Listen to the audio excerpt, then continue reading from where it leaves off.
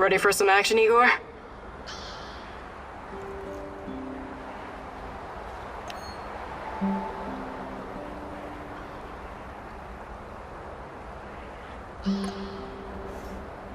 All right, Igor, what's next?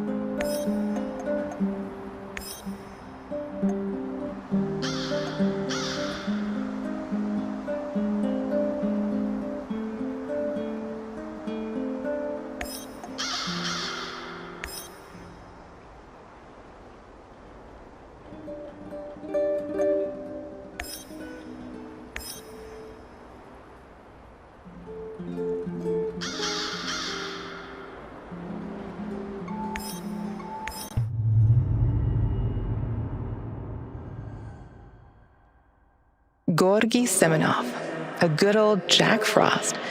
You must wonder what happened to him all those years ago. Why would he work with the NAR, my love? Surely he must have a good explanation. He was always kind to us.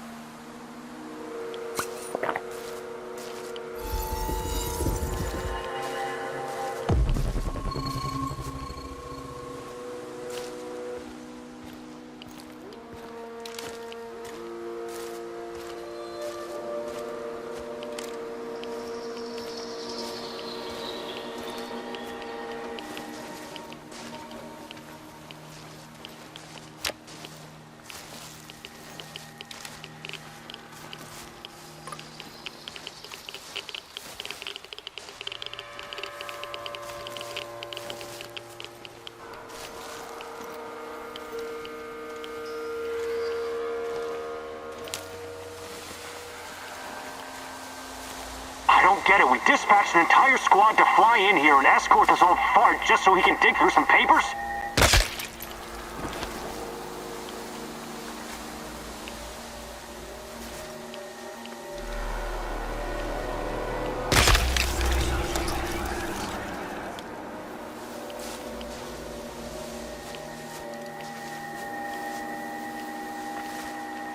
What was that?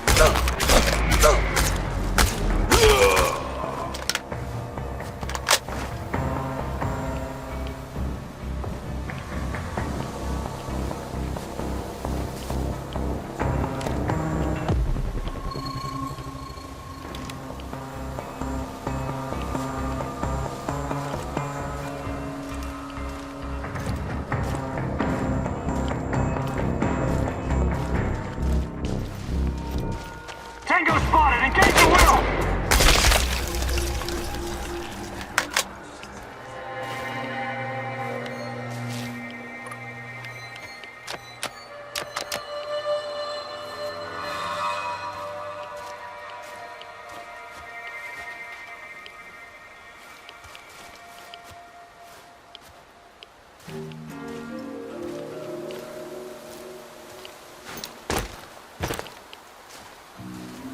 I should have taken that job at my father-in-law's factory.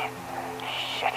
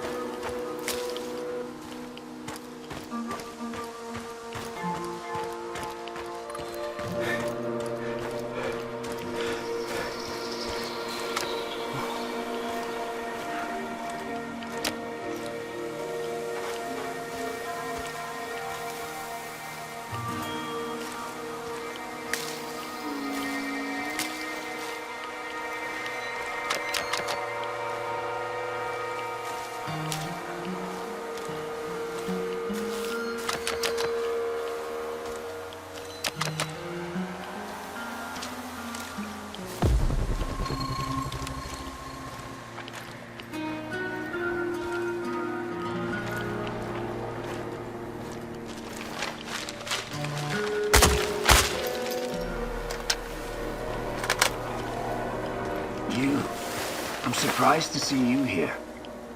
You are.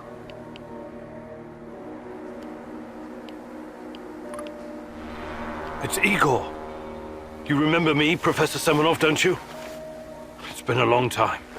I thought you would have retired by now. But I guess there's no rest for a man of science like you and me.